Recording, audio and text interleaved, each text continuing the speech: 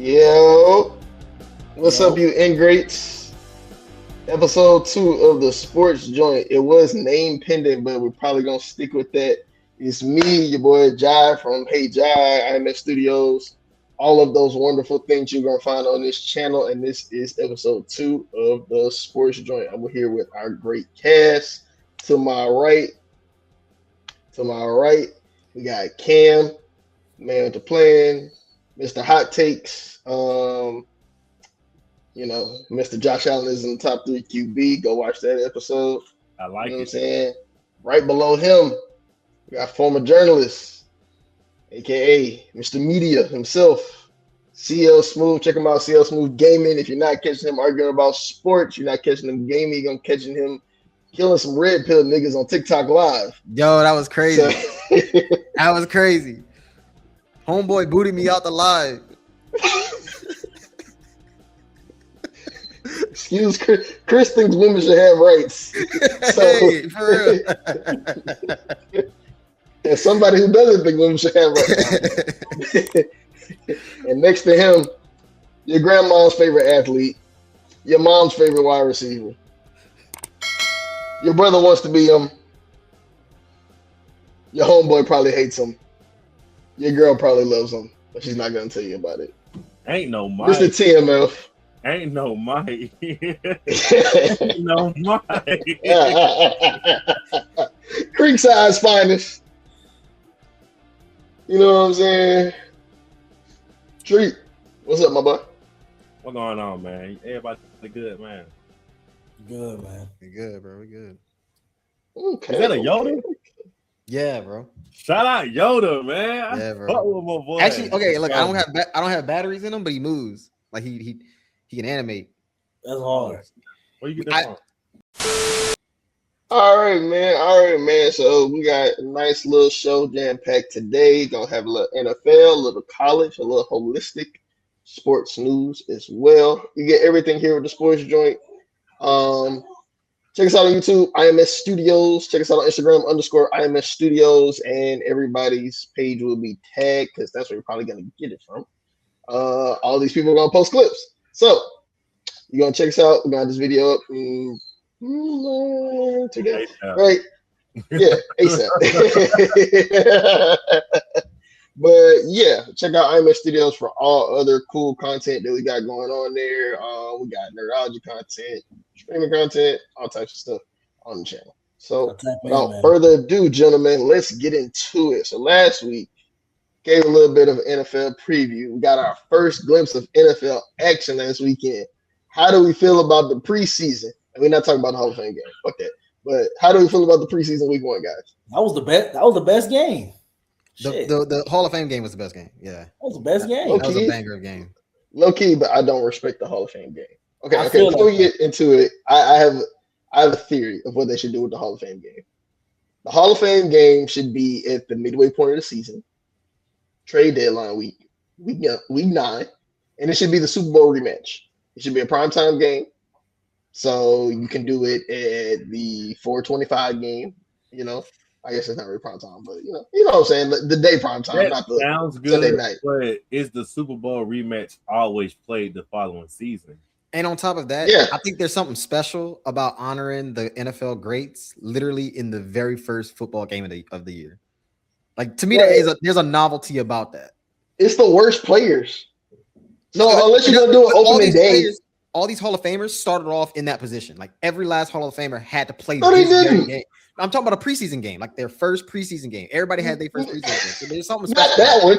No, not this is no. Listen. This became the tradition. Like what I'm saying is I respect the novelty of the tradition because it's like there is something kind of cool about the first football game of the season honors the greats, and they all had to start off small. Like it's something special about it. I don't know. I like it. I get it because when I was in Morehouse my senior year, we played in the Hall of Fame game. So yeah, they do a lot of cool traditions to make it special. We won too, so it makes it's also the only. It's also like usually it's the highest rated preseason game because it's the first preseason game, and everybody's just itching for football. Like, and it like a week before all the other games too. Like, it is. Yeah. They make it. They do it right to make it special. I mean, I guess I don't know. Let's split the baby and say opening week 1, the primetime game, opening night game or something. I just think that the Hall of Famers should get the respect of seeing the best players get to it I agree with versus that part. seeing niggas that's gonna sell cars. Now I will say about this year's Hall of Fame game, everybody that showed out in this Hall of Fame game really tried to make the team. Shout out to Carson Beck. Yeah, he did. He did. Carson Beck should be starting. Carson Beck should be starting. I never want to take a job away from a black man, but yeah, him and Jacoby. And John, I'm not gonna spoil the agenda, but we're gonna get into college football later. But I'm starting to have some suspicions about Mike Bobo, the offensive coordinator down in Athens, Georgia. But we're gonna get to that later. We'll get to that later. All right, anything else, shout out preseason, any spectacular please y'all thought was like, I'm gonna go ahead and even though he shouldn't get no credit for preseason, but like shout out to Josh Allen, bro. That man played almost a full quarter in the preseason. Right, yeah, like 111 yards or something crazy. Okay. All right, no. I gotta I see you got jokes today. I don't give him credit for that because that like 10 years ago that was a standard where the starters they did play preseason. Facts. I've watched Drew Brees play preseason games. I've watched Tom Brady play preseason games. Man, not the first one. No, the first one. No, back when there was 4, that was actually like the starters were playing a drive in the first one. You played a drive in the second one. You do the dress rehearsal in the third one. The first one was for the rookies. The fourth one was for to see who's getting cut. No, that's not always. Not most. Back in like the early 2010s, starters played a drive at least in the first one. Yeah. Well, listen, I'm just going off of the Belichick model. I'm going off of the team that won a lot of Super Bowls. I know y'all can't. Y'all don't get it. Y'all had to play y'all guys. I get it. For the people whose teams won Super Bowls in that era, we did ours a little different. Oh my god! Anyway, man, shout out. I'm on my phone, so I'm just looking at some of the top performances. Shout out Trey Lance, preseason demon, by the way. Every year he be going crazy. No. He played. Yeah, who he play for? Yards. Doesn't he play for Dallas? 164. My bad. He plays for the Chargers now. Oh, the Chargers. Oh yeah, that's right. That's not. He's not a bad backup to Herbert. He's not a bad backup. The top passer. Yeah. Y'all want to guess who the top passer of preseason was so far? Gardner Minshew. Good guesses, and they actually had decent games. Joe Fagnano. He the dude out of Utah. I think it's UConn. Yeah. Shout out to bro, man. 224 yards. Yeah, he won't make facts. Rookie. He might. He was rookie. He won't make the team. Top rushers. Shout out to Will Mallory. Don't know who that is. Shout out to bro, 80 yards. That's a preseason for make a name for yourself. Yeah, shout out to him. Top rusher. It looks like it was Jamari Taylor. I actually remember him. I think he went to Virginia. He was solid last year. He's on the what was my boy playing for the Cowboys now? I think he went to Pitt. Oh boy, he was mossing shit in that Seahawks game. He looked like Noah Brown. He isn't Noah Brown. Is it Cameron Brown? Not Cameron. Cameron Brown. It's something Cameron. It's some Cameron. Yeah. Shout out to you. You balled out that game. Other wide receivers, other people that I was looking at outside of people that was just on my team. Jacoby Lane. Jacoby Lane. Wide receiver 2 in Baltimore. I'm calling it now. He looks serious. Wide receiver 2 in Baltimore. Bateman. Oh. That's crazy. What is Happy that? birthday. No, he looks serious. Jacoby Lane. You the birthday. He looked like he's like. A lot of people said he kind of reminds them of like a Michael Thomas almost, and I was like, "Ooh, that's pretty scary." I've heard people say, "I don't want that count. I don't want that." Yeah, they got the same Twitter handle. Whoa, hey, wait. Okay, you know what? Never mind. We don't want a Michael Thomas. Topic for another. Hey man, can we have a moment of silence for my boy Jordan Tyson, man? My boy. That's what I wanted to get to. We gonna get to that. We gonna get to that. And I hate he a Saint too, man. We gonna get to that. I mean, I got a lot to say about that, but honestly, you know what? I don't even have that much to say about that. I mean, it is what it is. But like, you live by the hamstring, you die by the hamstring. Hey, look, Shannon Sharp says, if you limp into the season, you're gonna limp throughout it. Last preseason shout out for me. Deshaun Stribling, receiver for the 49ers, went to Ole Miss, killed UGA twice last year. I was high on him coming out the draft. Don't know why he didn't go higher. He gonna eat in that 49ers offense. I ain't gonna lie. Second best receiver in the draft to me. That's bold. Oh, That, but Stripling. I wasn't high on these receivers, to be honest with you. It was Tyson if he could hold up, and then it was a very mine was Tyson and Jacoby. and Lane, facts. Branch too, but like somewhere in the top 5-ish. I didn't watch the Titans preseason game, but did Tate play? I think he played. Let's see. Yeah. Nobody could throw the ball. Yeah. It was spraying that bitch everywhere. I guess here's my takeaways for the biggest takeaway I have for the preseason so far. One weekend, pretty much, is like the rookie quarterbacks that are playing. They showed out for the first game. Like, and I kind of like have to preface this by saying, it's like people say all the time, "Oh, it's just preseason. It's just preseason," and it's like, yeah, that's true, but you got to think to a rookie from a rookie's perspective. This is perhaps the highest form of competition they've ever faced in their life. Because you got to think how many true NFL talents exist on a college roster versus like a preseason roster are all dudes who are good enough to try to fight for a roster spot, right? For the most part, at least, like more so than a college team. I agree. All right, so this is a good test for them. This is literally a good test for them.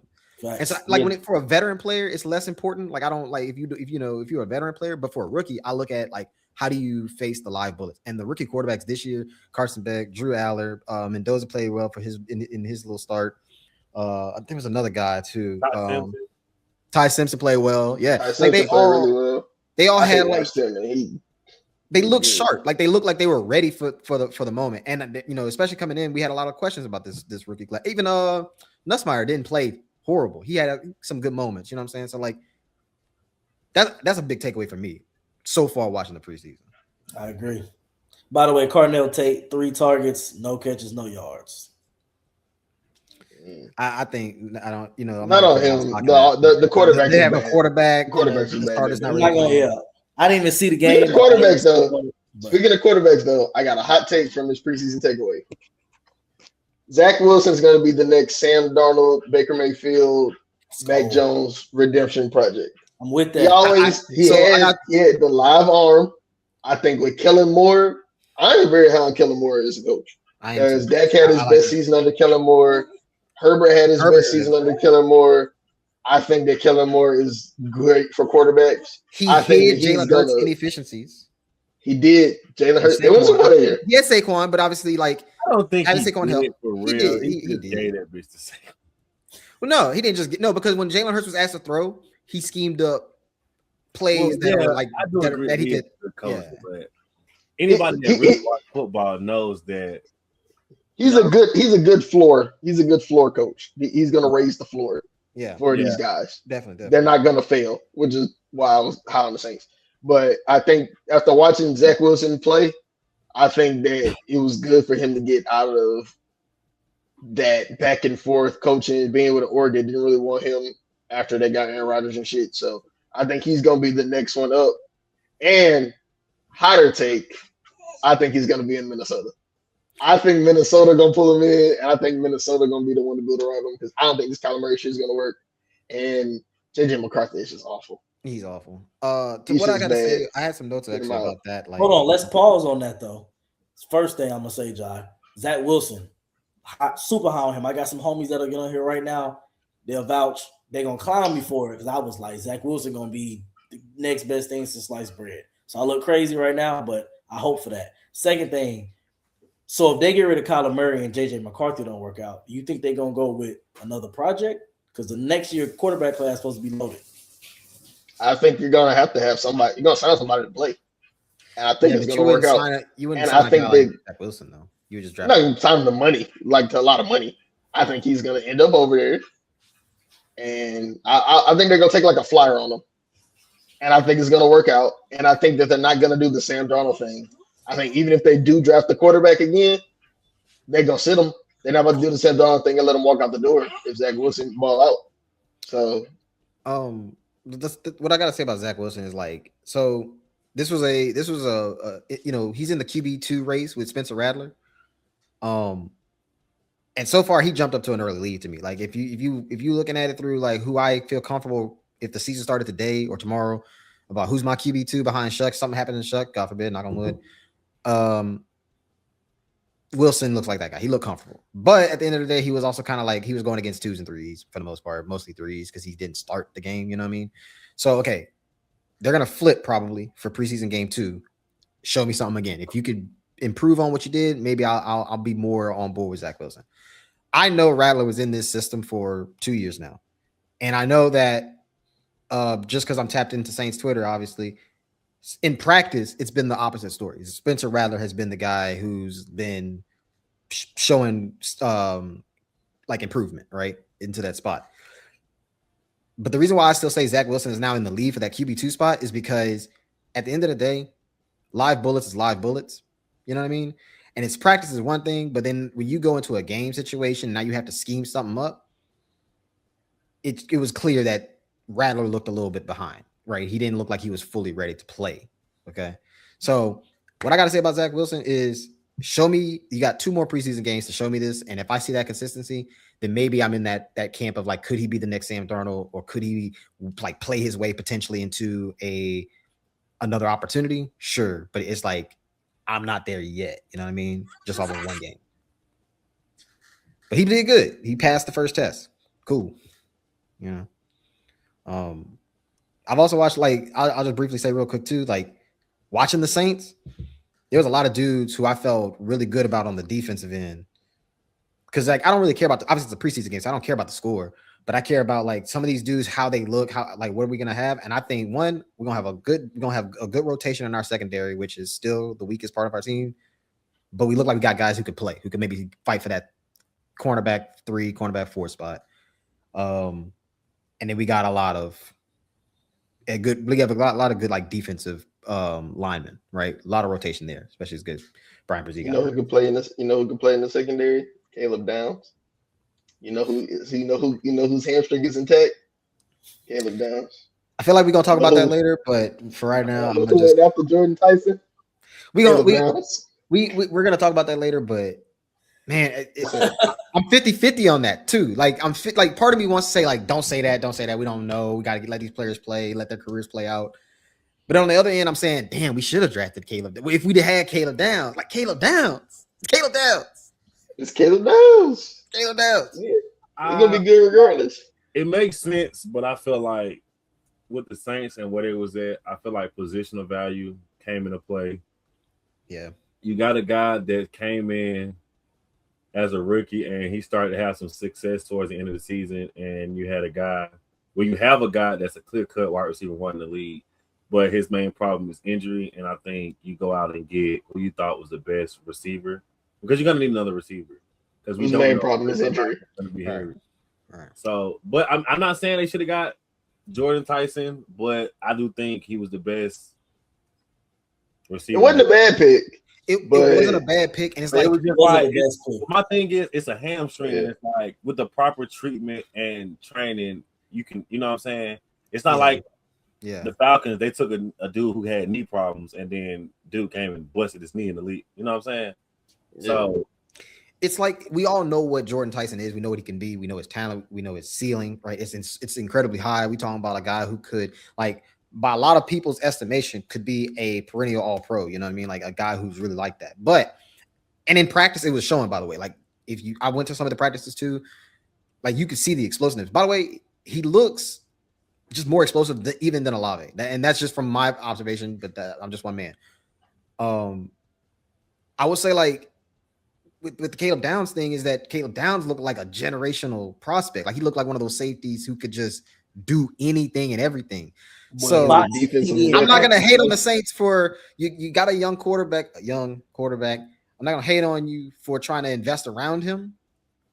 And you did a good job picking a guy who we all think could be really, really good, but just that's that risk, you know. And it sucks that dude got hurt. He got hurt again. I just hope they don't become the Bengals. I've seen 2 clips of Caleb Downs boxing George Pickens and CeeDee Lamb in practice. And I'm not saying, oh, that's the end all be all, bro. But I'm very fed up with these really good safeties getting passed on because of positional value and them being a safety. But that's the thing, though. it's a stupid. That's my saying. It's a stupid thing because it's stupid, but I look at it because depending on what your scheme is, you could get by with having an okay safety. That's you got a young quarterback. I'm gonna challenge that and say that's cap though. Good wide receiver. I'm gonna challenge and say that's cap because half these teams they base defense now be nickel. You really need a dog safety who can play in the box, cover a tight end, and play the run game. And if you put him in the slot, if you got to go in the slot sometimes, you really need. If you find somebody like bro, Nick Imawari, like if you go look at that class right now, bro. Okay, so with that being said, Kyle Hamilton. How many safeties in the league are taking on that nickel spot in the league? You got Nick Imawari. Do the Ravens even do it with Kyle Hamilton? Because when they did bring him in the box and put him in that spot, they was getting torched and they put him back on the back. He can't do it on a level of like where he's a consistent nickel corner. But if I ask you, hey, this is one down, it's second down and whatever, and we just need you to like just take him right quick, right? Or if they get switch, if they have an audible to something and switch, or they'll play like the hybrid linebacker type thing. They play like the hybrid linebacker thing. Not really nickel. It's kind of like the star position. Is where it's defensive versatility. Yeah, defensive, which is the big thing. They got defensive versatility. Like blitz him off the edge, and you ain't never gonna see it. You ain't gonna think about him doing that. The guy you boys got, Jesse Bates. He's another one who I feel like he could do a lot of things. He's very versatile defensive. But like I said, safeties are like Greg Woodson. That's based off scheme, though. Everybody's scheme isn't predicated for that. I get what you're saying, Tree. You can kind of live with your back end moving away if you got a nice 3 corners, or you can build that out. So I get what you're saying, position of value. I will just say, coming out of college, Caleb Downs and Arvell Reese were so far ahead of everybody else. It's just players. They were way and I think that if you're picking in the top 10, you kind of have to throw away positional value to an extent. So I get that. But also knowing what Tyson could be, for me, I think Tyson is on the same level as them, talent-wise. But his injury drops him. His injury is what drops him low. And I think what you already have in Olave, I think that became you paid him $100 and some million. And not to mention the wide receiver class in this draft class was pretty deep. Like, so for me, the thing he could have got a guy in a second. I get it. He did have the injuries. Like I said, I think Jordan Tyson is the best receiver. He could be the best receiver out of this whole class. No doubt. No doubt, yeah. But my thing, it's a hamstring. Like, you know what I'm saying? If it was an ankle or a knee, all right, cool. But it's a hamstring. Like, that's bad. He like, and then they already said he's gonna be out for at least 2 months. That's more than enough time to, hey, get the proper treatment and training that you need to make sure you're a full go. So the problem with it is that hamstrings are so perpetual. Like, you know what I mean? Like, and it only gets worse like over time because you always put more miles, more tread, more like wear and tear on the muscle or on the ligament, right? So especially as like when you're explosive, when you're an explosive player, that's a lot of like power you're putting on the hamstring. We saw that when Odell started fucking his shit up. I don't know if I can cuss on here, my bad. But when all right, cool. Black Chuck. All right, cool. But like independent media. Right. Independent media, brother. But like when Odell started like having hamstring issues, you saw that he honestly was not the same ever since. You know, like that stuff gets bad over time. Julio had bad hamstrings. Odell got older. Because even I'm gonna say, didn't Odell everybody gets older his rookie year with a hamstring injury? Yeah. And he got the proper training and treatment, and he was good. That's true. So like I said, I mean, I do think Caleb Downs would, like, after it's all said and done, and after they both retire, I do think Caleb Downs would be the better player. However, I just think for the Saints and what they really needed and what they had going on, I think Jordan Tyson was the better pick. Yeah. Because I don't know. Chris Olave get another concussion, he might retire. I'm gonna say two things. If in my opinion, Caleb Downs might be the best player in this class when it's all said and done. Second thing I'm gonna say, and this kind of segue into the next segment, we gotta stop. Not we, but like NFL teams gotta stop overcomplicating shit. Turn the games on Saturday, and what you see, what I saw last year, every time I turned Ohio State, I saw what you just said: Sonny Styles, Arvell Reese, Caleb Downs. Bro, just draft the players from the good defenses. Like, it ain't really that difficult. See, you can say that. However, it's really more to it than I see this player, he's playing great, and that's what it is. Because there is more to it, and then that's going to lead to this segue. A lot of it has to do with situations. Me and Chris was talking a little bit earlier off camera. Situations matter. Coaching primarily matters because we're talking about the quarterback issue that the NFL supposedly has. I don't think they have a quarterback issue. I think that niggas fell in love with niggas saw Josh Allen not be shit in college, but be big and athletic and turn into one of the greatest players that we've seen. And so everybody thinks that I can take a non-quarterback and do that. But you can say that across all positions that you will need a coach. So PFF put out a list of the top coaches. Give me a second. Oh, nope. There we go. PFF put out a list of the top coaches in the NFL. Number 1, Sean McVay, Andy Reid, Kyle Shanahan. How is he still getting these top 5 nods? Mike McDonald, Dan Campbell, who I think is the most overrated coach in the NFL. Disrespecting Shanahan? That's crazy. Matt LaFleur, big fan of his. DeMeco Ryan, Sean Payton, Mike Vrabel, and Jim Harbaugh. I lied. The actual most overrated coach in the NFL. Wow. So guys, how do we feel about this? I did my list. I went at because when you prompted that, I thought about it, right? So I agree with the top 2. I like when I just off the dome, I agree with the top 2: Sean McVay, Andy Reid, right? I put Vrabel at 3 behind Andy Reid.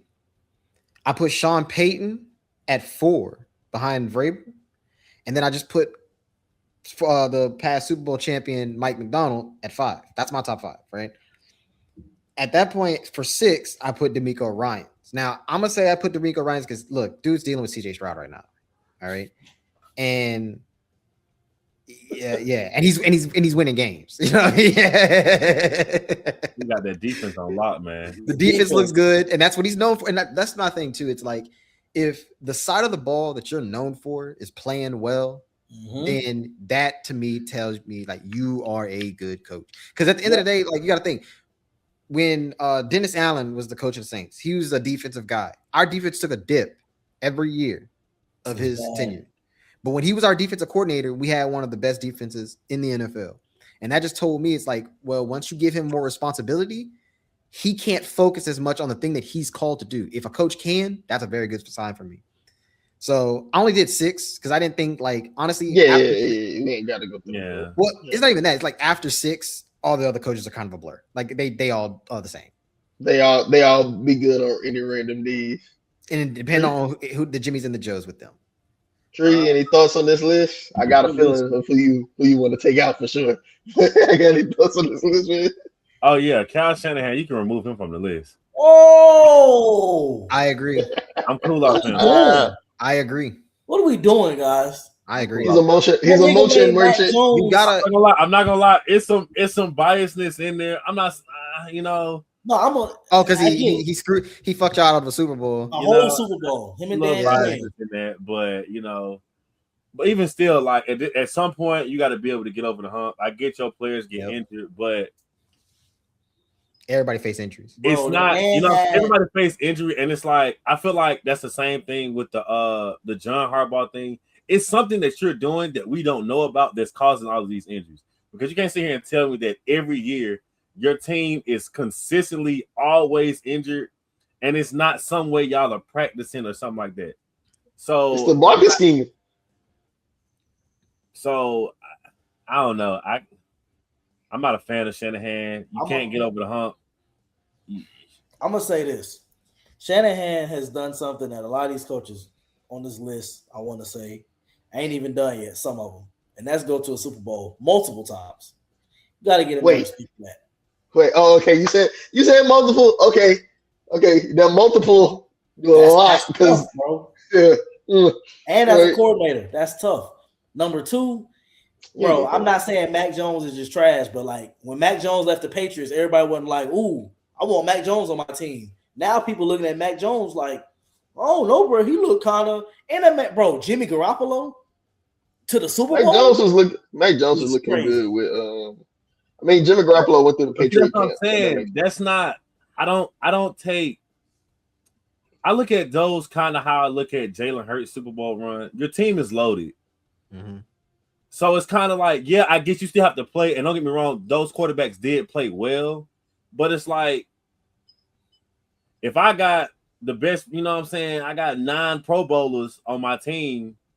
Yeah, my job is going to be a lot easier. You know what I'm saying? So I do take that kind of into effect. I'm not gonna say he's not a top 10 coach because that's outrageous, but I don't have him top 5. Mm-hmm. I do agree with the first 2. I think those 2 should stay like that. I actually hate the first 2. To be honest with you, I like the first 2. I like the one. I like the first one. Sean McVay is by far the best coach in the NFL. I'll say that.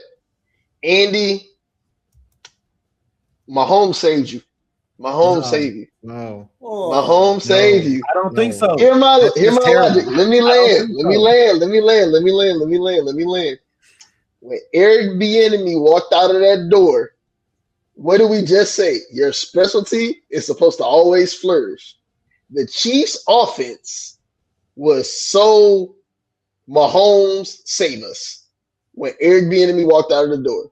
But you know what always won them those deep playoff games?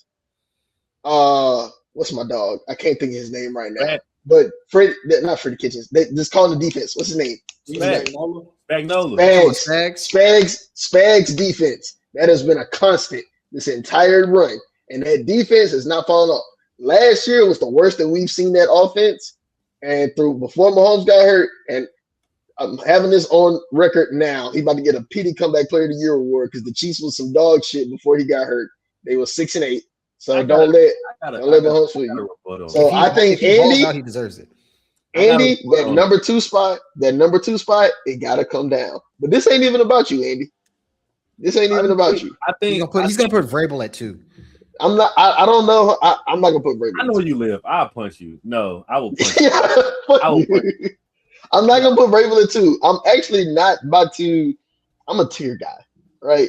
Because similar to Chris, I think that outside of 2 names on this actual list, I think that after McVay, everybody else on this list can kind of meld together. I'm actually going to add Kevin O'Connell to the list because I think that he's a great coach. I'm going to add Ben Johnson in there, right? Wait, bro. The 2 people, yeah, I'm adding Ben Johnson in there. No, I don't mind that. I'm talking about you're saying O'Connell's at 2?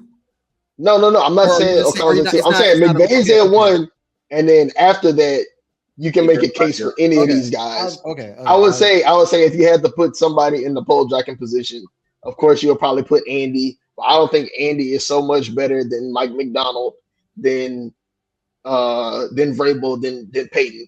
Right? I don't think he's that much better than them at this juncture. I think that he has Mahomes, and then they don't. But I think McVay is actually the guy. Right? But I don't want to even talk about that. Let me get my ice off. These 2 niggas at 5 and 10, get them the fuck out of here. Those are the most. We're installing a culture, a whole bunch of nothing. Have you ever heard them talk? They don't be saying shit about shit. They got to do nothing with football. They are coordinator merchants. When they ain't got good coordinators, they don't be doing nothing. I don't care nothing about this shit that Jim did in college. You can get that rah-rah shit off in Michigan when you go and dominate. You go in and talking to people house and get the best recruits. No, Jim Harbaugh, why are you top 10? You did not fix the Chargers. You are not better than Kevin O'Connell as a coach. You don't call plays. I don't even know what your real identity is. Is it running the ball? The run game was ass last year for the Chargers. Oh, well, the Jackson was hurt. Is it defense? The defense was Jesse Minter.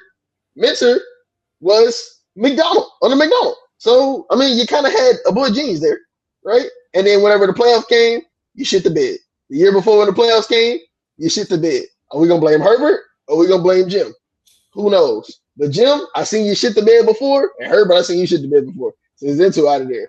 This nigga Dan Campbell, what are we really talking about? Let's talk about What are we really talking about? We gotta get him out of here. All that biting kneecap shit. Can I get the Dan Campbell shit? I'm gonna live you up. But all that biting kneecap shit, that shit don't sound good when Ben Johnson ain't there. All that, oh yeah, let's do a trick play. Let's line Jared Goff out fucking wide and throw him a screen pass from Penei Sewell. What the fuck are you doing, dog? Like, what are you doing? That shit don't work, right? Now you don't have your coordinators. Oh man, team look ass. You went from first to worst. How often we see that because you lost a coordinator? Everybody talking about you got arguably the best running back in the game, a top 5 wide receiver, a top 5 tight end, a top 10 quarterback, a top 5 offensive line. Yeah, your defense was banged up throughout the year, but come on, dog. You had a worse. You finished worse in the division against a team that started a combination of J.J. McCarthy, Carson Wentz, and Alex Braum. You played worse than them. You can't tell me one skilled player on the Vikings last year that his name wasn't Justin Jefferson on offense or defense. I don't know who plays for the Vikings. I can go put on the jersey, and they couldn't tell no difference. And you did worse than them, Dan Campbell. So the audacity for you to be up at 5, that rah-rah caffeine shit, yeah, that shit is good. It's good for sound bites. Go get you some fucking coordinators. Because if you don't get none, you're going to be out of a job. If Dan Campbell was to get fired today, who's hiring him as a coach? I mean, somebody will now. Somebody. Okay. As what? Offensive coordinator? Defense coordinator? Head coach? I don't know. What does he do well? I don't think what you're saying about Dan Campbell is wrong. I think he's the worst coach on this list, but he still deserves to be top 10. All right. I can say he could Kevin O'Connell? No, I think Kevin O'Connell's in the list. This is the 2 I would replace. Ben Johnson and Kevin O'Connell. I got a crazy take after y'all finish though. Hey, go ahead.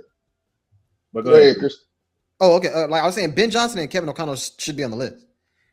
Matt LaFleur and Harbaugh should go. They out, right? Matt LaFleur is worse than Dan Campbell.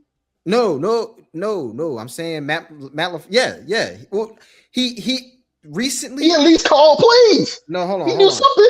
I'm gonna tell you why. It's kind of the same thing I feel about Shanahan, but a little bit worse, right? Where it's like in big moments, he doesn't win. You got to keep in mind this man at one point in time had Aaron Rodgers, MVP Aaron Rodgers, and he had 2 horrible playoff games. One came in the NFC Championship game at home, where Brady was Brady, but still, it was a bad showing. It's a really, really bad showing in the most favorable conditions you could possibly have for a coach for the Green Bay Packers. Is that Shanahan or is that Aaron Rodgers? What's that? Not Shanahan. Yeah. LaFleur? Is that LaFleur or is that Rodgers? It was a combination of both, but it was bad play calling in the end too. And obviously, this is how you knew that was the case, is because there were plenty of reports talking about how the 2 of them clashed. They didn't really see eye to eye at times.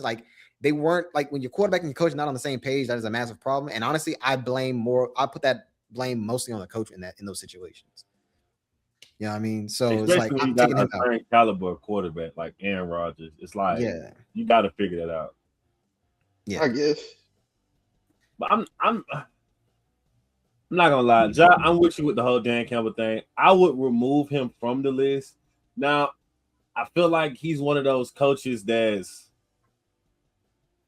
he wins the locker room. You know what I'm saying? Being a former player, he's one of those coaches that win the locker room. And you need a coach. If you have a coach like that, that's great, because now that means people want to play for you. However, you if you ain't got good coordinators, then like you said. So I do think, but you got to do something. I don't think a winning Vrabel defensive coordinator last year had cancer. And what happened? He fixed it. Yeah, I don't think being a winningest of the locker room is good enough. I think the only other coach who could be like that, I don't want to compare him to Mike Tomlin, because Mike Tomlin won the locker room, but you knew their defense was going to be good every year. So. Right. But I would take Dan off. I would take Jim off. I got D'Amico at 4. I put Mike McDonald at 3, D'Amico at 4, and Vrabel at 5. I don't care. I seen what Vrabel did in Tennessee. Turn him around. He had, you know what I'm saying? He turned Tennessee around with fucking Ryan Tannehill. Yeah, like he took a 4-13 team to the Super Bowl. Keep doing that. But Vrabel's team hung 28 on D'Amico's defense, but he's worse. Yeah, go for it. I'm never gonna be mad at a black man getting praise. So I'll put Kevin O'Connell in there. But I do like Ben Johnson too. But I would make a case for Brian Flores.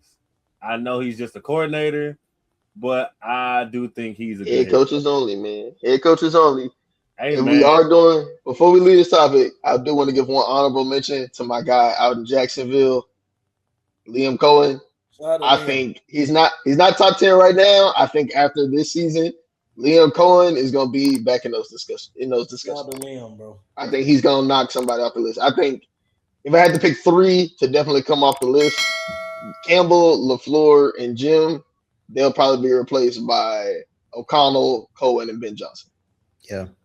You know what's interesting about this list for me?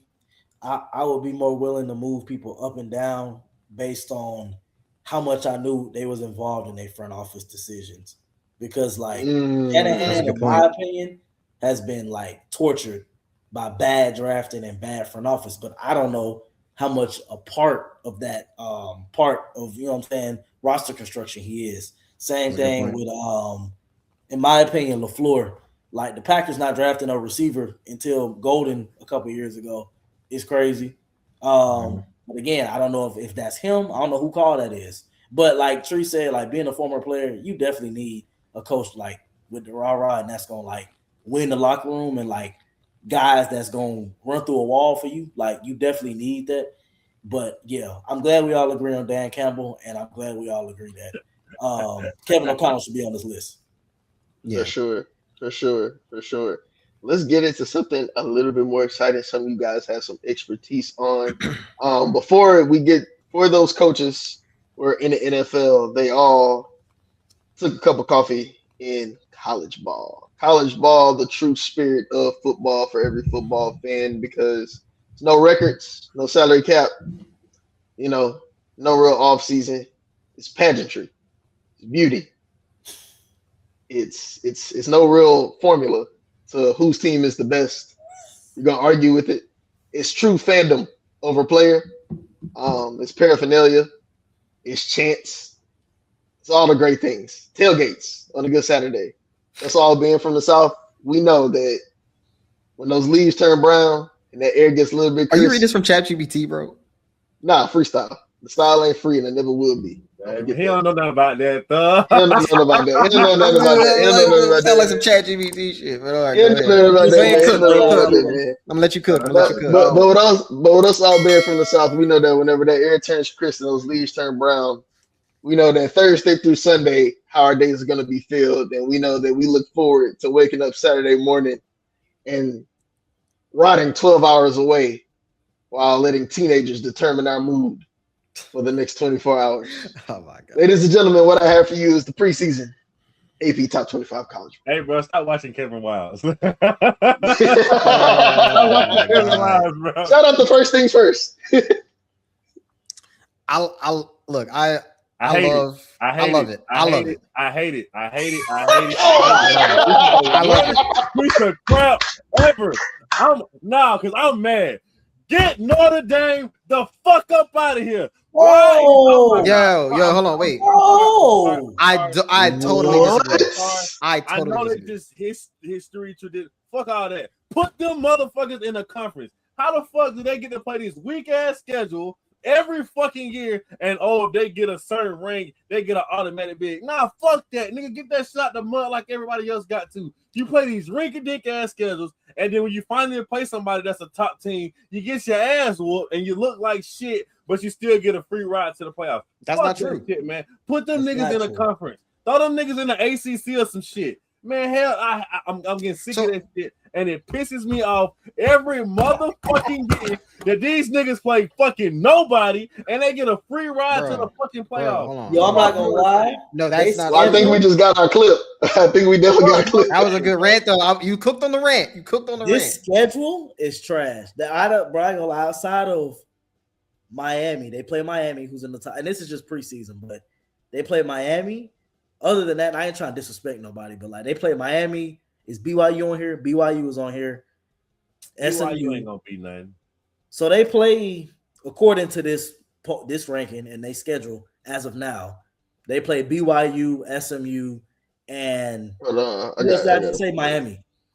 Oh my God, this schedule is disgusting. Yeah, so they got only 3 top 25 schools, and Miami really the only, I think, team that's going to be like a playoff team. How many of them schools going to be in the top 25 by the time they play them? You never know. Ain't nobody taking I want to point something out University.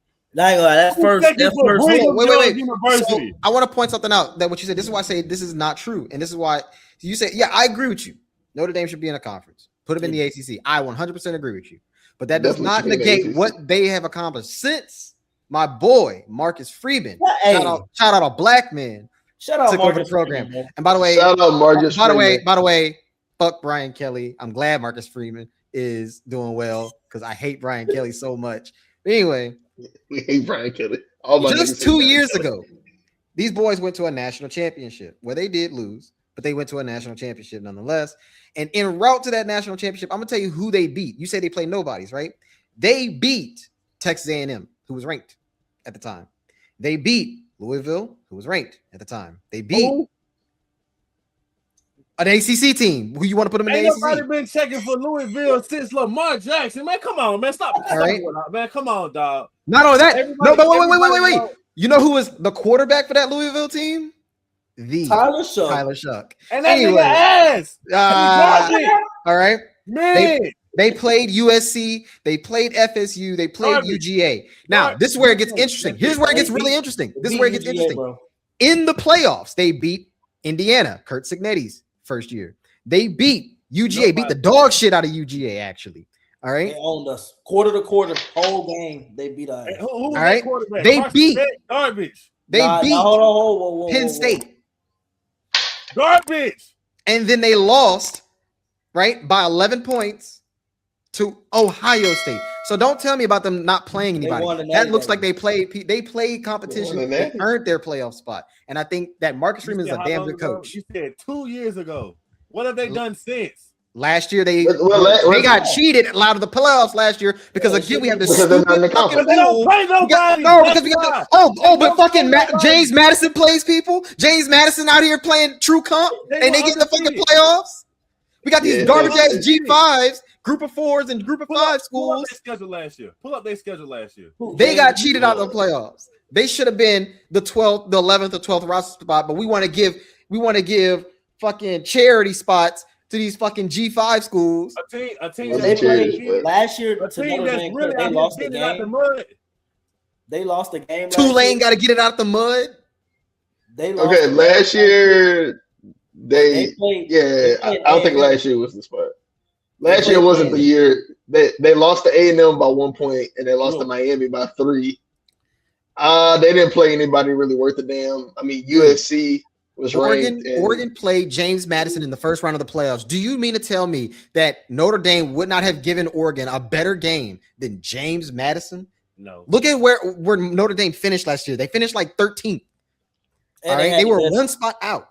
They had a conference. Well, guess what? The same way that Alabama used to lose 2 games and still be a top seed because they played somebody. The same way Georgia can lose 2 games and still be a top seed is because they play somebody. If you go your whole year not playing nobody and you losing these games, no, you don't deserve to get in. You got an independent schedule to where you can pick all your games, and you constantly choose these rinky-dink teams that don't nobody care. Most of the time, bro, if you look at their schedule, most of the time they play damn near an ACC schedule. Most of the time, they damn near play ACC schedule.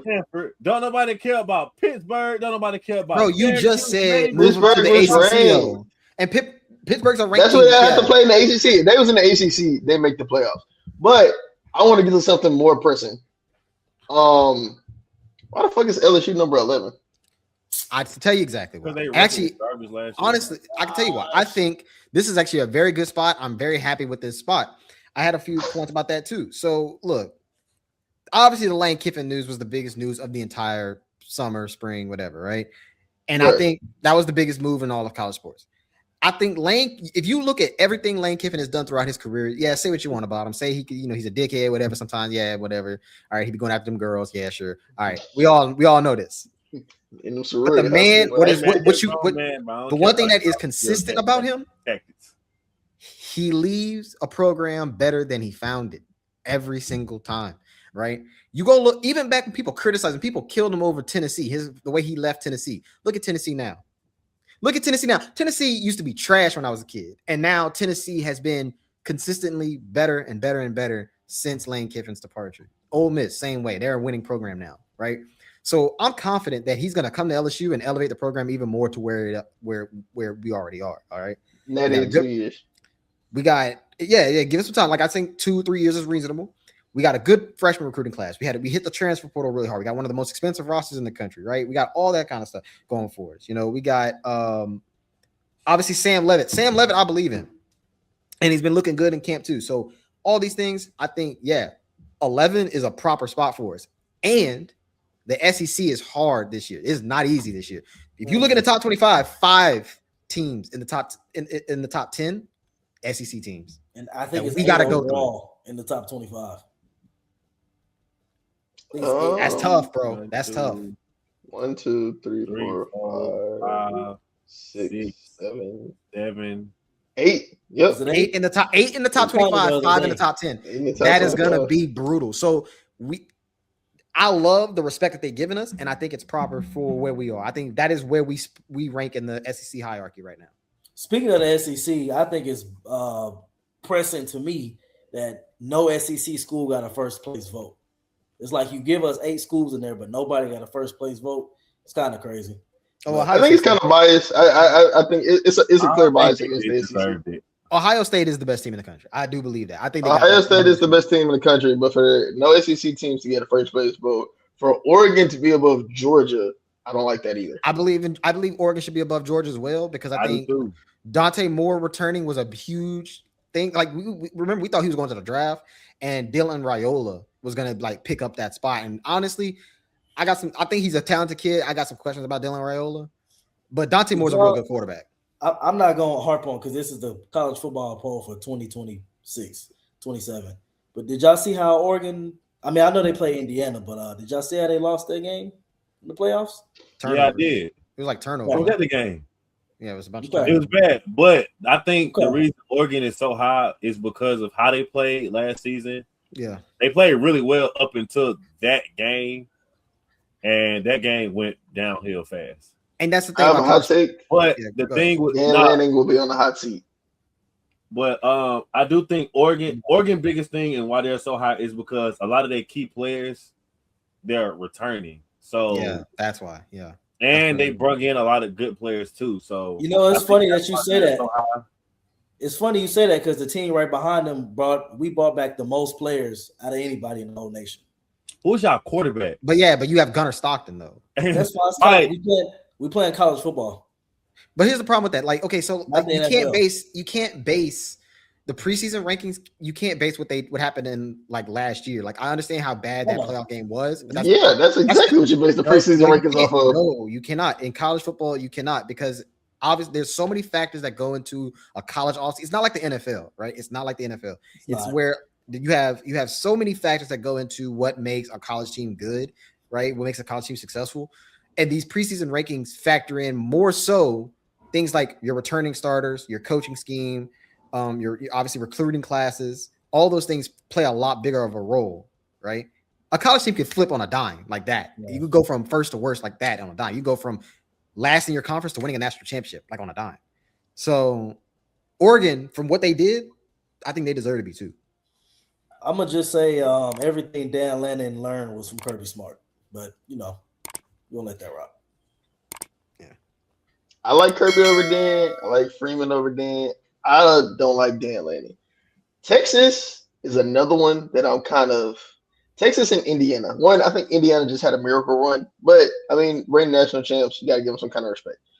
I don't see them repeating that process again, honestly. I don't see them being that good anymore. I see them taking a big step back. Absolutely. Only because if you Texas look at the roster, they had a lot of older players. Texas is they did, but I'm not down Kurt, bro. Texas is the Justin Herbert of college teams to me. They're so potential, man. Hey, boy, they're supposed to be so good.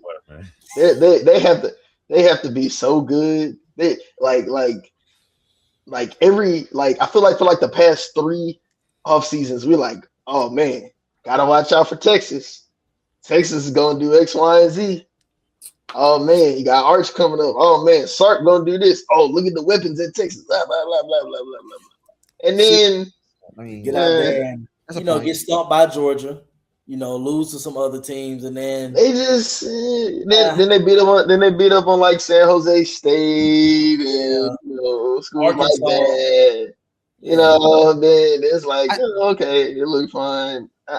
That's a good point. That's a very good point with Texas. Like I kind of everybody expects them to dominate, and if you look at it, they should. They should. And they Sarge pedigree, the talent that they bring in.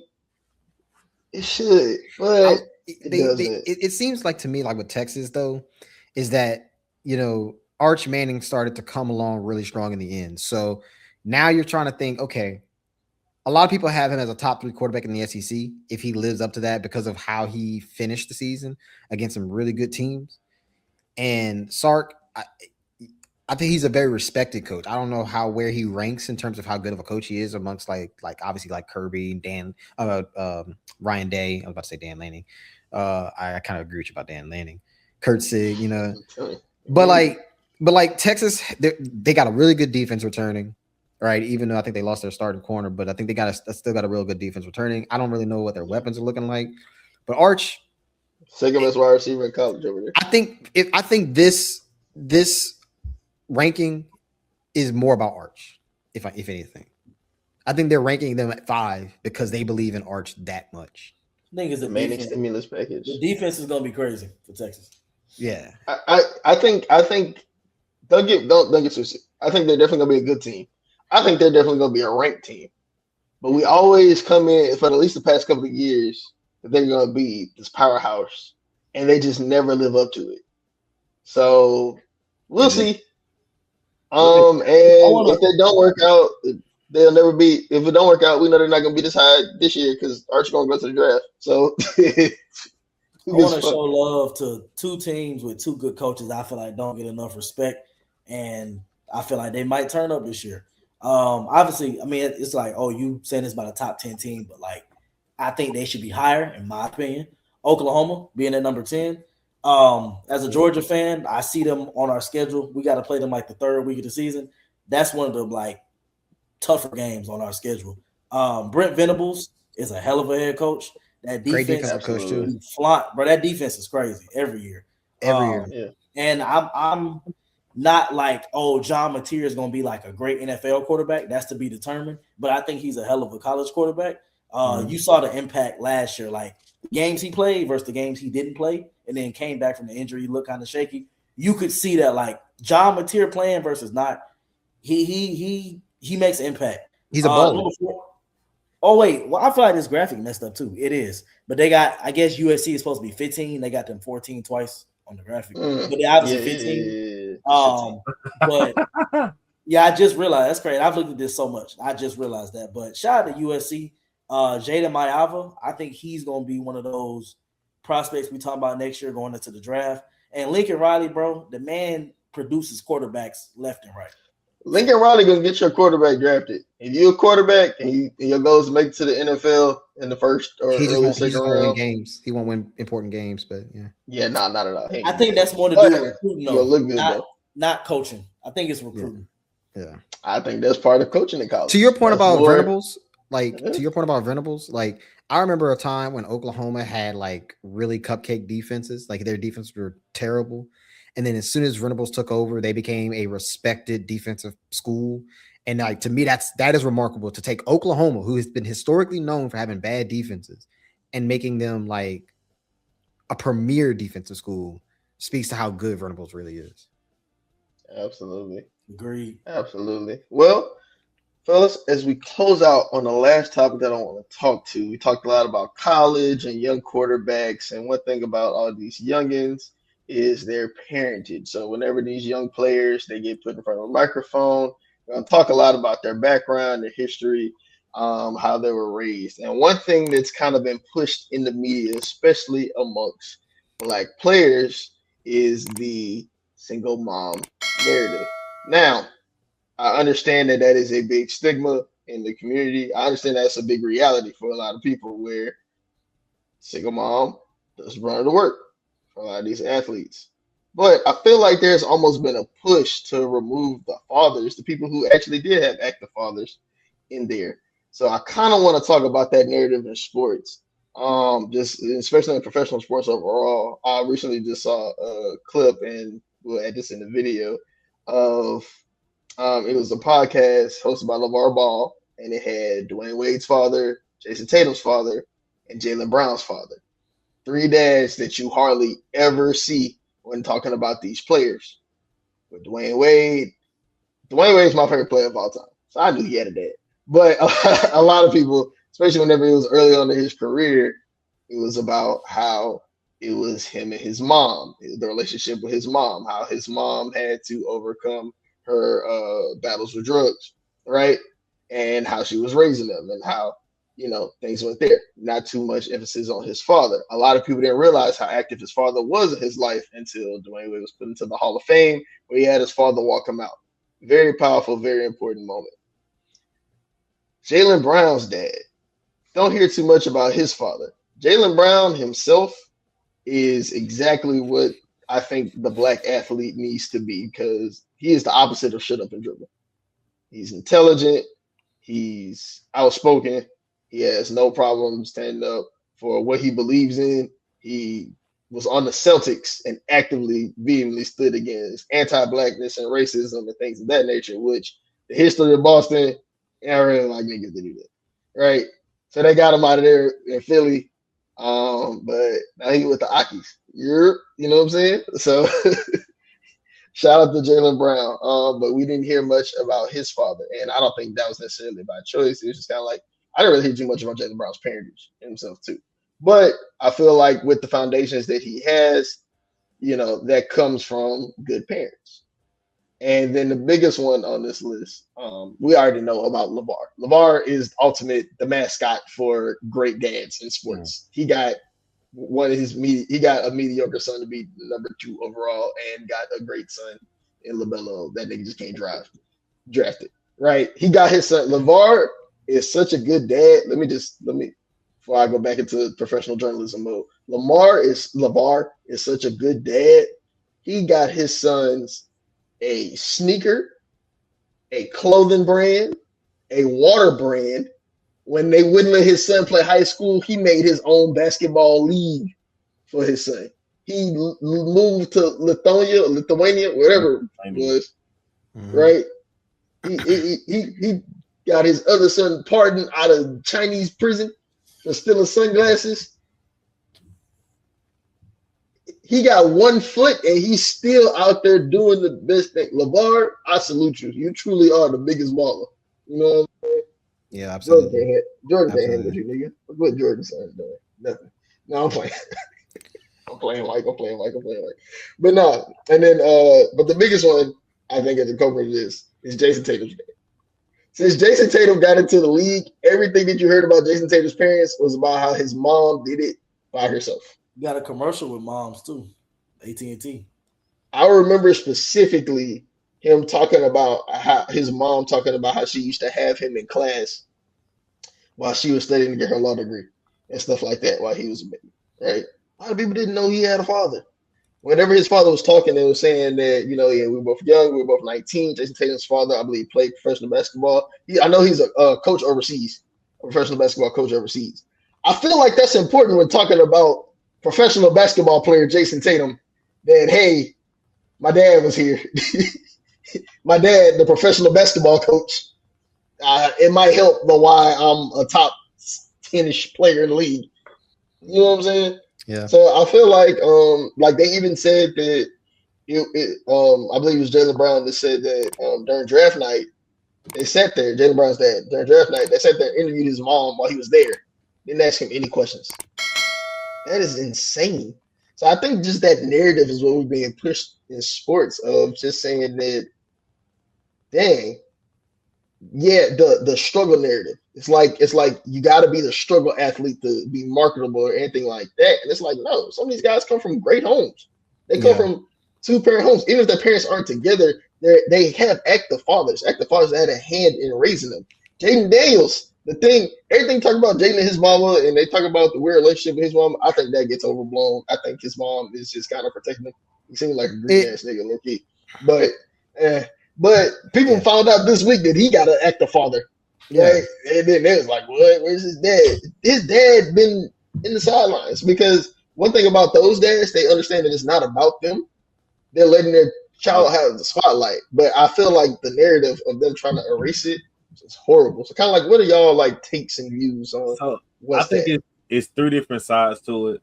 Like you said, you have the LeVar Ball fathers, that's really like, I'm my kid's biggest fan. I'm gonna do whatever I can do, and it's out there with their kids. Him, Mahomes' dad is kind of like that.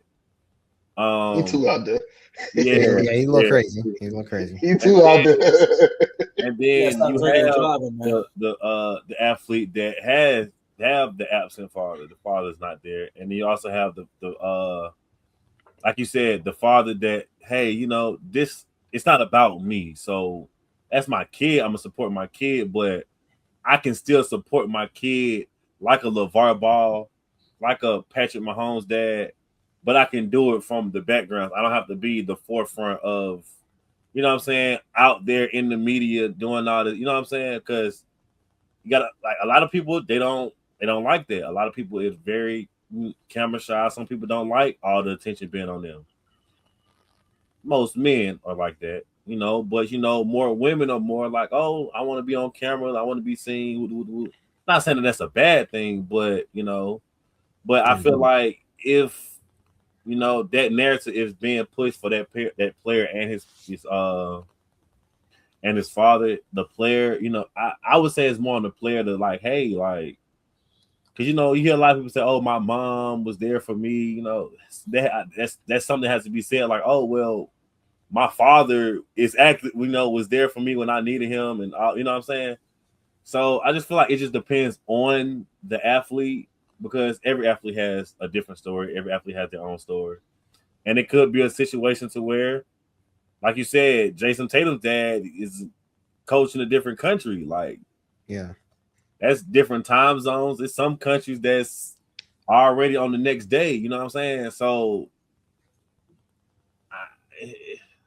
I just say just stay out of these people's business. Like, can't be out of business. You know what I'm saying? If I don't like. I get you want to know their story, their background. That's good. That's cool because they're role models for younger kids, younger athletes that might be in the same position for them. But if they don't say nothing about it, I mean, stop trying to assume that he don't have his father, because you never know until you know. Yeah, his father probably don't like being in the spotlight. His father probably just. Like my dad, if you see my mom and dad, you'll be like, these are two totally different people. My mom, loud, energetic, out there. Everybody know him. Not too many people know my dad. My dad will sit at a party, find him a chair, sit in the corner, laid back, quiet, won't say much to nobody. So you just gotta, you know what I'm saying? You gotta understand that different people is different. Well, people are different, and So cops might not want that spotlight. You can go ahead and take this one because I have a lot to say about this, actually. Like, so if you want to go ahead and take it. Yeah. I agree with your point. Like that's personalities play a huge part in that for sure. And I would agree with, like, in general, you know what I'm saying? Most men, I ain't gonna say most men, but there's a good portion of men that's like, just out the way, they don't want to be in the camera, versus women, they want to be in the camera, want to be, oh, I'm so proud of my baby, like, for sure. So that's a big part of it. I'm gonna give credit to, and I don't give them a lot of credit, so I really hate them, but ESPN, I'm gonna give them credit for the draft coverage this year, the NBA. They did a good job of, like, when the players got drafted, they brought them up there. I think they had like it was like a couch, and they had the reporter. Yeah. They brought up the player and then brought up both parents. Like, shout out to them for doing that. I think that helps, like, you know what I'm saying, disprove that narrative that you're speaking on, Jai. And my dad has actually, he's felt the same way as you, Jai. Like, he's like, yeah, they always ask about, the moms and paint this narrative. So like, you're not the only person that feel that way. And so he's felt the same way for like years, like back when I was a little kid. So I do think that is there, but like, like Tree said, like personalities play a part in that. But what I will close it out by saying is like, the media has a responsibility to, as quick as they can create a narrative, they have to be quick to like dispel those narratives, because it's like you're creating a very dangerous narrative by, asking about the mom all the time. Like, and I don't know if they're doing it intentionally. I can't speak to that. It seems like it, especially with Black athletes specifically at times. But it's their job as the media to showcase that. If you're going to showcase the parents, you need to be like, hey, like if you're going to invite the mom and the player, you need to make sure you extend that invitation to the dad. I don't know if they're doing that and what's going on behind closed doors, but the point is like they're responsible for that from their perspective as a media that broadcasts to millions of people. And like, like you were saying, these are role models for people. So like that's really their job to make sure that narrative is not created. So I fully agree with both of y'all points. For real. So I got a lot to say about this actually, especially because as someone who worked in the media for like 8 years, right? I saw firsthand how like, and I'm about to actually get serious about this. Like I saw firsthand how like racism does play a factor in how we cover, not just in sports, but like pretty much anything really, like any kind of wide range of topic. I was a news producer for 8 years, right? And New Orleans is a top 50 market in the country, like to do news coverage in. So we covered a lot of topics. We covered a lot of sports here. And I could just tell you from experience, there are ways that they encourage us to like, in a way, I'm not going to say like lie or embellish, but just sensationalize certain stories, especially around certain athletes, certain people. And yes, even certain demographics, right? So that is a very real thing. And obviously, newsrooms, all newsrooms are not the same. They all different. They all do different things. They have ethical journalism. There's a lot of ethical journalists that I worked with and stuff like that. But you just see certain things pop up here and there. So all that is a very real thing, and that we all can see it as like viewers, right? The next thing I will also say about it is like, as Jai knows about me, is like I'm very involved in like politics. I'm on TikTok all the time. I'm debating. I'm doing these debates. I love politics. I'm very involved in that kind of stuff. And one of the things that I know is that like we have this thing in like society to where we always want to treat Black lives as like, aside from how a lot of people view it as almost like meaningless or not worthy of attention, it's kind of paradoxical in the sense that we're also like America's soap opera. They always love to treat us as if we are their free entertainment.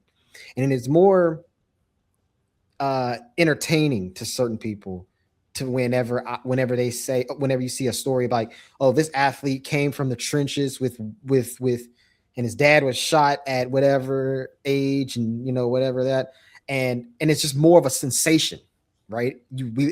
Part of it is like we love the underdog story, but also another part of it is like we want to be confirmed in the bias of how we view a certain group of people, and how like typically we might not associate Black people with being from a 2-parent household, a 2-parent middle class normal household. But there's a lot of Black people out there that are exactly like that, right? Who just grew up the same way as most Americans have. But we don't want to view it that way. We want to confirm our bias. We want to, by way I mean like America, right? So that is definitely a thing. All that is like what you guys were saying is 100% correct. We've seen it in like how how we cover certain statistics. I know we've all heard the 1350 statistic, right? It's like it is one of the most blatantly false and misunderstood statistics ever, but it's meant to demonize a certain group of people, Black people, right?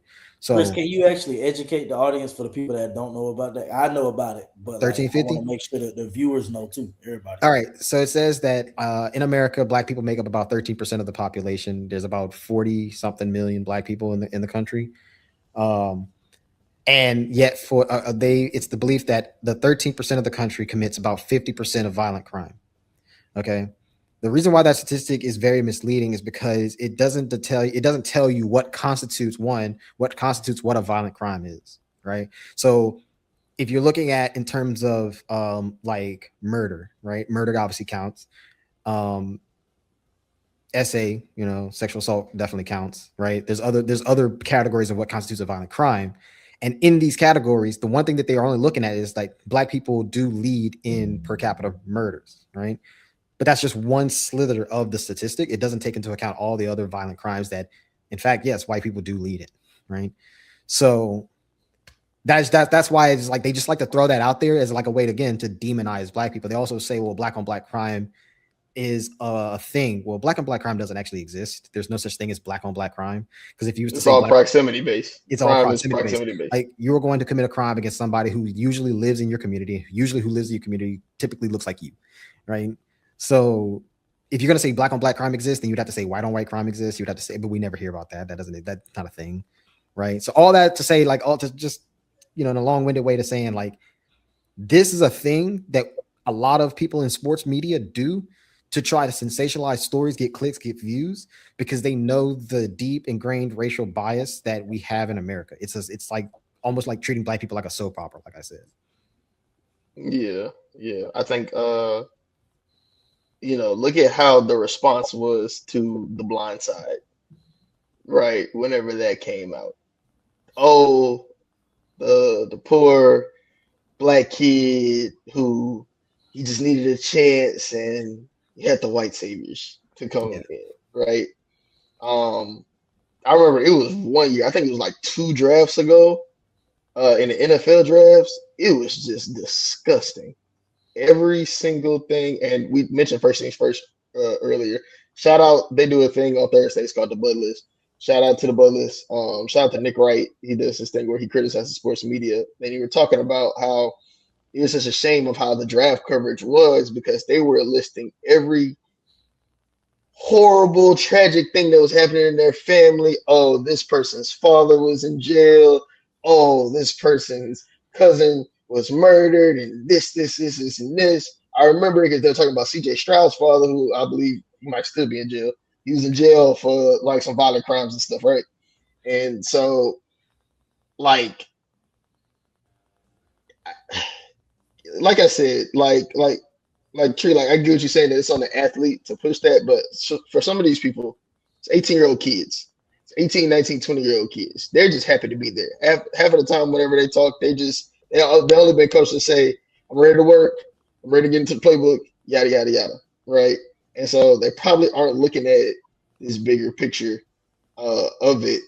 But I believe it's 100% on the media's job to, if you're going to keep it about sports, keep it about sports. I think you can pull good things from it without erasing, the father from it. And I think that that's across not just sports media, that's across media in general, of where they try to, the value of the black man is, what can you do for us? How can you entertain us? Mm-hmm. Right? Jalen Brunson just won a championship. How many stories was ran about how his dad was his coach as a kid, how his dad coached him up? His dad used to put out training videos of him being as a kid. You hardly saw any of that this summer happening. His dad is the coach on the team. Mm-hmm. Right? Like, stuff like that. Like, remember they were killing Bronny. They were killing LeBron. It was like, nepotism. Yeah, nepo baby. He's not Stuff, traveling right? the thing to go to watch Bronny. I'm like, bro, he's still a dad, bro. Like they were killing LeBron for doing that. Look no further than our administration. Look at how many people hold a high-ranking office in the country with the last name Trump, and go look at their resumes before that. And I'm gonna do even one like two. Like, first, we don't talk about Jamar Chase's dad, who's heavily involved in his life and career and stuff like that. We don't talk about, this might be a controversial one, but I'm gonna throw him out there, is Dwayne Wade, because I know like some people might, how you feel about his, is that his son, is his daughter, right? Like the gender identity of Isaiah, I believe. Regardless of how you feel about that, Dwayne Wade as a father is doing what he feels is best by his kid. And for that, you will always get my respect. So even then, like, we don't talk about we'll if we do talk about Dwayne Wade as a father, we're talking about it in such a negative way because of the kid's gender identity. By the way, a child, by the way, you know what I mean? So like we're attacking a kid, but like we don't talk about Dwayne Wade, the father, in terms of how he's supporting his kid, how he's supporting all of his children, you know, his oldest kid. I think he has a younger son as well, right? Like as a professional athlete as well. Right. We don't talk about how all the dads, like Patrick Surtain, dad, Patrick Surtain, you know. We don't talk about like all the NFL's filled with guys whose father was playing like just 15 years ago and now coached them and got them to this point, you know. So it is what it is, just a thing that like it's a disgusting narrative, and I don't rock with it. I don't think nobody should rock with it. That is one thing I have seen more recently on that.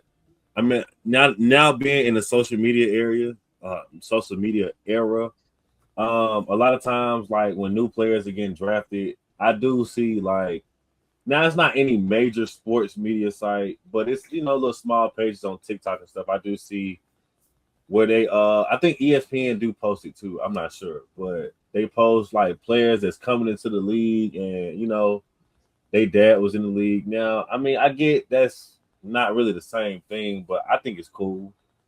Yeah. So. Agreed. I want to actually ask Chris one of your points. Did y'all see about the the cocaine ring at Penn State? Yeah, about that dude. Yeah, I saw he got arrested for it. Pablo Escobar. Chris, have you seen, to your point about like how they report? Have you seen like the picture that they've been posting, like the dude they call him like the head Pablo Escobar? Yeah, dude, I've seen him. Looks like a LinkedIn profile picture. Don't you think it's odd that like, because you've seen the picture, you said, right, Chris? Yeah, I've seen it. Do you think that that's intentional, that they're using him in a suit and tie instead of like a mug shot? Is that a mug shot? I was low key confused. So yeah, so again, like when I told you, like in the media, we had these like little tactics that would like obviously meant to sway people's perception. That's one of them, right? I remember like obviously I don't work for the company that posted like that story, but I can just tell you like from experience, there have been times where if we had like a white kid who committed a crime or whatever, there's this emphasis of making sure that he stays a kid, right? If a white kid like had too many drinks, got into a car and crashed into a family of 4, right? We had this emphasis of like, okay, we're not gonna show like a mug shot. We're gonna show like a picture of him in high school, picture him playing at football practice. A suit and tie could be a tactic that they might throw in there. We'll call him like an 18-year-old kid, not an 18-year-old man, sometimes. So those are like little tactics that do get thrown out, and it is meant to like warp your perception of how you're supposed to like view this person, So that could be an example of that. I'm saying one of the big thing, I think, who was it? After Dwayne Haskins died. Yeah, Schefter. Schefter, he put out or how he reported on it, a lot of people had an issue with it. That dude's a dirtbag. That dude's a dirtbag. I do give him credit for apologizing quickly. A lot of people, he didn't try to double down. He didn't try to skate around it. And he's even talked about it on several occasions of just kind of like apologizing quickly. But that kind of goes into what I said of how the black man, the black athlete, the black father is reduced to what you can do for us. In that moment that he died, he was reduced to a quarterback. Yeah. Just as a quarterback or a draft bust, however you want to put it. He was 24 when he passed away.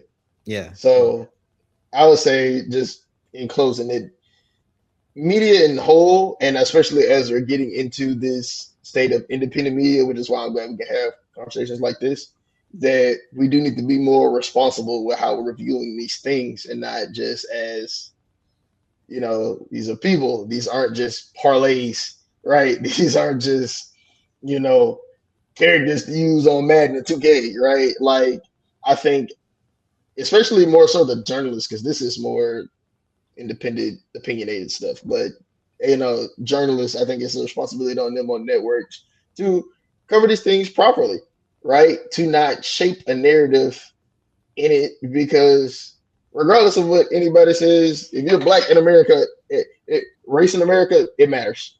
If you're black in America, everything's a black thing. It just is. And even something as small as like it took those fathers at like 50, essentially doing a long-winded way of saying that, damn, my feelings are hurt.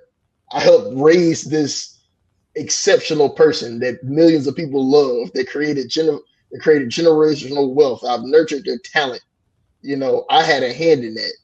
And you're trying to erase me from that story, even though, and what I do like about it, and I'm actually probably going to try to link it in the video as well, is that none of them felt any kind of animosity towards their kids. They felt the way about their kids doing that.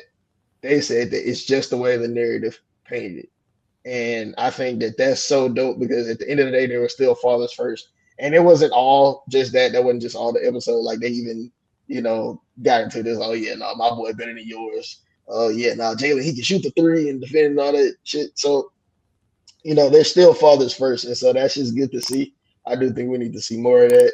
And I think the media just got to do better. And if the media won't do better, shit, then we got spaces like this. We got black media, independent media to do it ourselves. Subscribe to IMS Studios. Subscribe to IMS Studios and follow their Instagram _IMS Studios. And can I close it out on a funny note? What the hell is wrong with Julian Newman and his whole family, bro? Hey, man. What the hell they got going on, man? I try to get flagged. It's too much. Yeah, they got too much. Nah, we ain't doing the whole OnlyFans thing. We ain't getting that. That's crazy, man. They need. That's an over-involved dad. I ain't gonna lie. That's an over-involved dad. He should have. He should have went somewhere alone. He should have left. All of them, bro. He should have been absent. I'm not gonna lie. I've seen so many clips about that recently, but that's an off-camera topic. Yeah. How you be a 5'7" dad and try to raise a basketball player? Come on, dog. Hey, off-camera topic. Get him out of there, bro. Get it out of there. All right, y'all. This is another episode of the Sports Joint. I am Jai. IMS Studios again. Give us a follow here with Cam, Chris, Tree, T-Mail, whatever you want to call him. He come with a new name every day. Follow the Instagram, subscribe to the YouTube. We're gonna have clips and videos going out. We're gonna have good conversations like this all the time. Follow us all through football season, basketball season, baseball season. We're gonna keep this thing rocking. Check out some of the other shows on the IMS Studios YouTube channel. Got Hey Jai, got Nerdology, got me and Tremel just being on the stream, just acting a fool, vibing, listening to music. Might catch us there. Never know what's going on. We out. Peace.